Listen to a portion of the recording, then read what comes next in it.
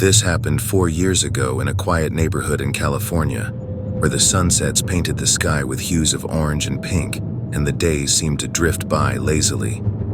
It was the time when Snapchat was all the rage, and a 19-year-old named Mark had been coerced by his friends into joining the frenzy. Despite being somewhat technologically challenged, he reluctantly downloaded the app, determined to make his life a little more interesting. Mark spent his days working part-time at the local McDonald's.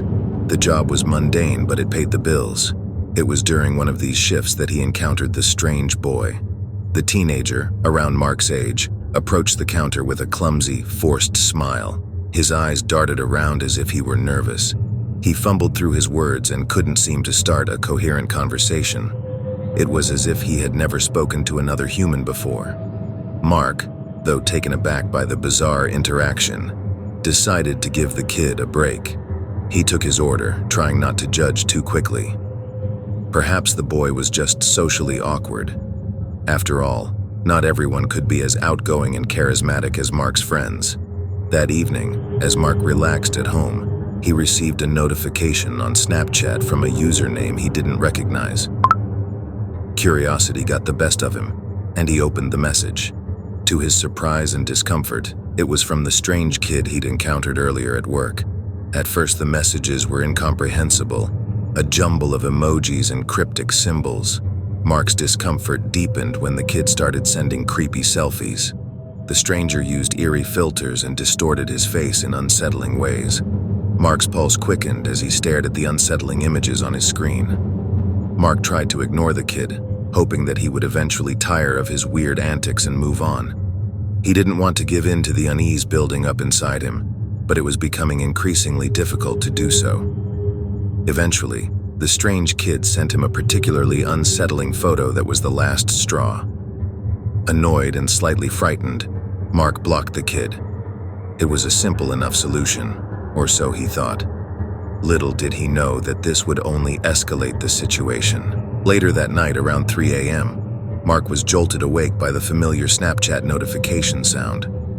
Groggily, he picked up his phone and opened the message.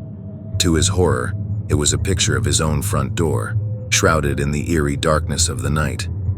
The realization that the strange kid had somehow found his address sent shivers down his spine. Terrified and unsure of what to do, Mark immediately called the police. He explained the situation, and the police rushed to his home. When they arrived, they found the eerie kid along with a group of his friends, all dressed in unsettling masks, lurking near Mark's property.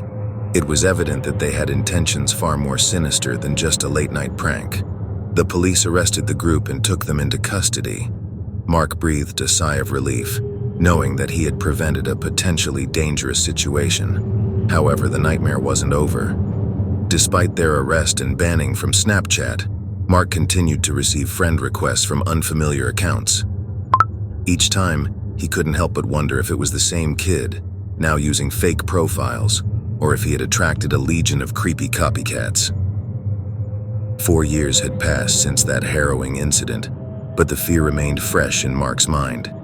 He couldn't shake the feeling that he was being watched, that the strange kid was still out there, lurking in the shadows of the internet, waiting for the right moment to strike again. Mark had become a prisoner of his own uncertainty, unable to distinguish friend from foe in the world of Snapchat.